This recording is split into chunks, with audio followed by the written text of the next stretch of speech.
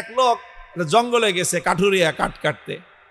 তো জঙ্গল থেকে ফেরার সময় সে দেখে যে জঙ্গলের এক জায়গায় একটা বাচ্চা বাঘ পড়ে আছে, ছোট বাঘ।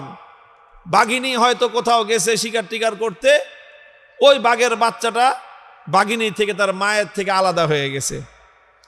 এখন কাঠুরিয়া বাঘের বাচ্চা পাইছে, ছোট বাচ্চা, শখ করে এটাকে কোলে করে বাড়িতে নিয়ে আসছে।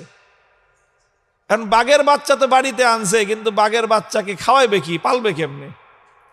এখন চিন্তা করতেছে যে বাঘের বাচ্চাকে পালা যায় কেমনে।